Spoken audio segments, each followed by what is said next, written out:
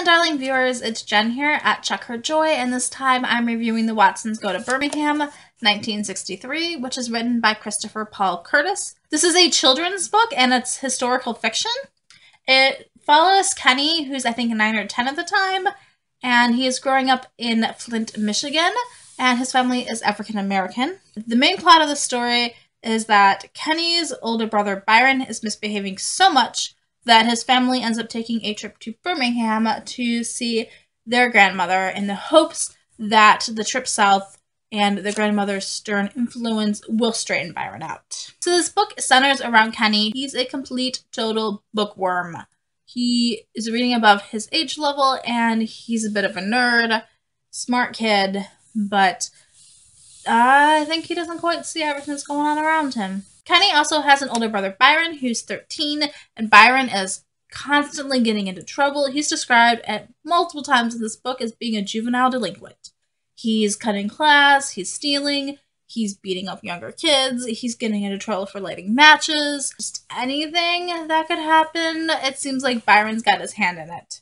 And so Byron's parents are a little bit worried about him, and they decide to take this trip to Birmingham, where their grandmother lives, in the hopes that her stern influence can help straighten him out before something really bad happens. The other members of this family are Joetta, who's in like kindergarten, I think, and she's a goody two-shoes. She's adorable and cute, but at the same time, sometimes she's a little too much of a good child. Like, she's constantly telling on her brothers.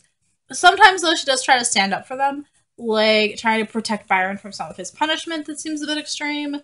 But there are other moments in this book where Joetta was kind of getting on my nerves. Like, she's the younger sister, and sometimes seeing this through Kenny's eyes, you're like, yeah, she's kind of annoying a bit.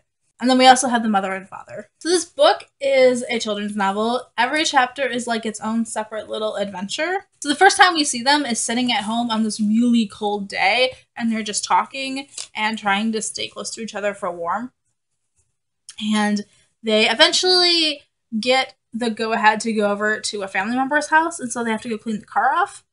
And Kenny and Byron get sent out to do it, and Byron decides, instead of just cleaning everything like he's supposed to, he's going to goof off, and he starts looking at his reflection in the mirror and saying, you know, I'm so gorgeous. But he ends up kissing himself and getting stuck to the mirror, and then there's this whole fiasco where his family is trying to figure out how to get his lips unstuck, and then we have Kenny making fun of his older brother and calling him like the lipless wonder and stuff, and I love it. These are really sweet, endearing, and funny adventures, and each chapter is like its own separate kind of thing that's happening. So I liked all these different looks at this family and their world and getting to know Michigan at that time. So like one of the chapters focuses on Kenny's reading abilities and the fact that he gets beat up for being so smart and getting called Poindexter and stuff. Particularly, I thought it was interesting to see him go read for the upper classes. Like, he especially goes into Byron's class and reads this Langston Hughes poem, and the teachers kind of set him up as this example of how you should be learning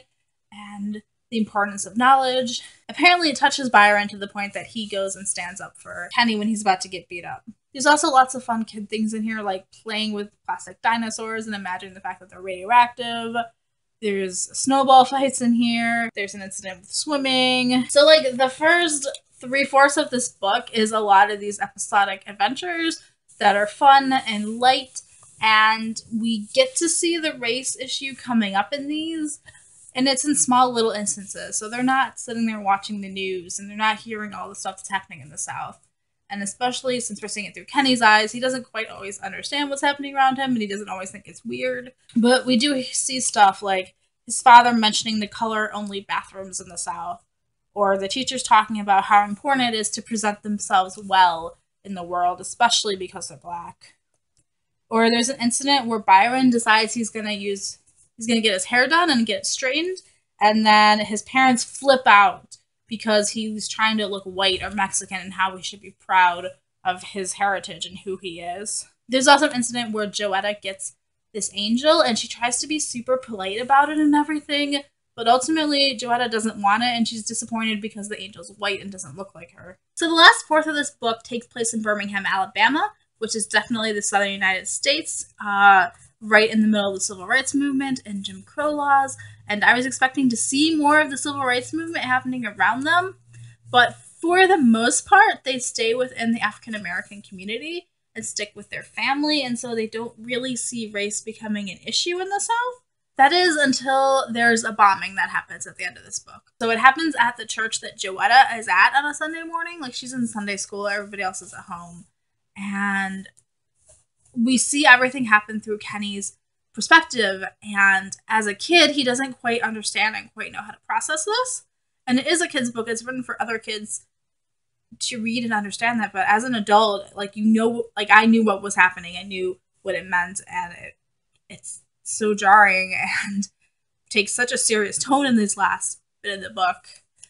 And it's interesting to see how Kenny deals with that and how he rationalizes it and how much he does get and understand at that age. Like, 3/4 of it is light and kind of fun and childlike. And then the last fourth, it's still written in a child's perspective and can be, like, understood and related to by kids, but it takes a much more serious tone for that last bit. And we start dealing with things like coping with racism and death, and all of a sudden Kenny's world kind of gets turned upside down, and like their whole family's life flips because of that incident.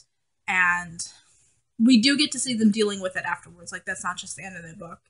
We get to see Kenny come home and he's completely distraught and distracted, and he ends up going behind the couch, which is where all their animals go whenever they get hurt. And he thinks that there's some magical genie back there that's going to make him better. And so he's hanging out there hoping to feel better, and then watching, like, his family not sure how to, like, comfort him at the same time. So on the whole, I enjoyed this book. It got 4 stars from me. I think it's a children's book. It's definitely geared towards that age level. You kind of have to read it through that perspective.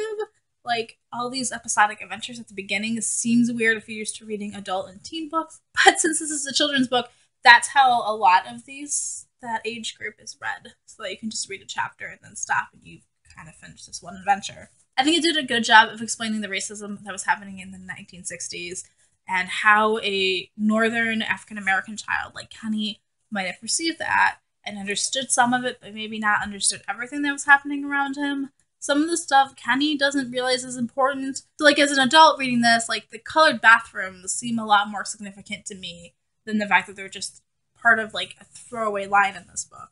Like, Kenny, that's just part of his life, overlooks it. He doesn't really think about what that means. I also watched the movie, which, in case you guys can't tell, this is the movie tie-in edition of the book. It's a 2013 movie from the Hallmark Channel starring Anika Noni Rose, David Alan Grier, and Sky Jackson. In the movie version, they spend a lot more time in Alabama. Like, they spend most of the summer there. And so we get to see more of that struggle of the civil rights movement through the book, or through the movie. So they talk about the marches and having cousins that participated in them. And we see them trying to go to a lunch counter and not getting served, or going to the movies and having to go through a back door and then sit in the balcony. And we get to see news coverage and see stuff like the March on Washington happening around them.